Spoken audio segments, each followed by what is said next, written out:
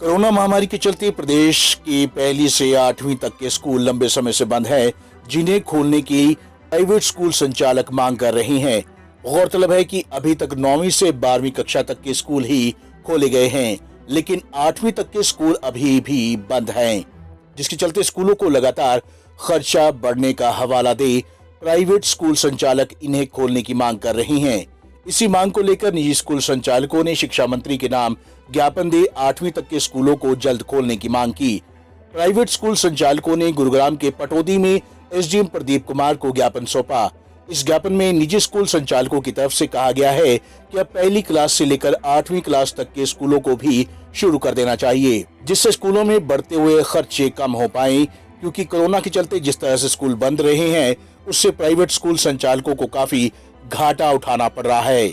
हमने आज एसडीएम पटौदी को ज्ञापन सौंपा। उस ज्ञापन में हमने मांग की कि पिछले 10 महीनों से जो स्कूल बंद चले आ रहे हैं उनको रीओपन कर दिया जाए और स्कूलों के लिए रोड टैक्स, बसेस टैक्स माफ कर दिए जाए, ईएमआई को बढ़ा दिया जाए।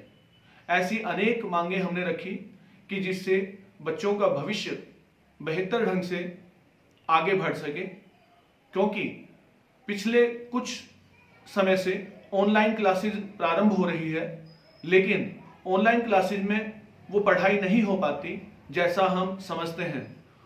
रिवीजन हमारे को करना होगा, इसलिए हमारे को फिजिकली बच्चों से हम वो चीज़ें समझा सकते हैं और उनका भविष्य उज्जवल बना सकते हैं। आज गुरुग्राम के जितने भी अधिकारी थे, पदाधिकारी थे, उन्होंने माननीय शिक्षा मंत्री महोदय को ज्ञापन भेजने का एसडीएम महोदय की तरफ से प्रयास किया और एसडीएम महोदय ने हमें आश्वासन दिलाया कि आपका ज्ञापन माननीय शिक्षा मंत्री जी के पास पहुंच जाएगा। इस मौके पर मेरे साथ श्री यशपाल जी यादव, श्री जेपी यादव, श्रीमती आशा सैनी, श्री हरीश सैनी, श्री श्रीकांत यादव, श्री महेंद्रपाल जी आदि उपस्थित थे और मेरी अध्यक्षता में यह ज्ञापन उनको सौंपा गया। प्राइवेट स्कूल संचालक स्कूलों के खर्चों का हवाला दे सरकार से पहले से ही 8वीं तक के स्कूल खोलने की मांग कर रहे हैं, लेकिन ऐसे में बड़ा सवाल ये उठता है कि इस महामारी के दौर में स्कूलों का बढ़ता खर्चा ज्यादा जरूरी है या बच्चों की जान। यहाँ तक कि अभी तक कई बड़े संस्थान कोरोना के चलते नहीं खोले गए हैं, कोर्ट तक बंद है।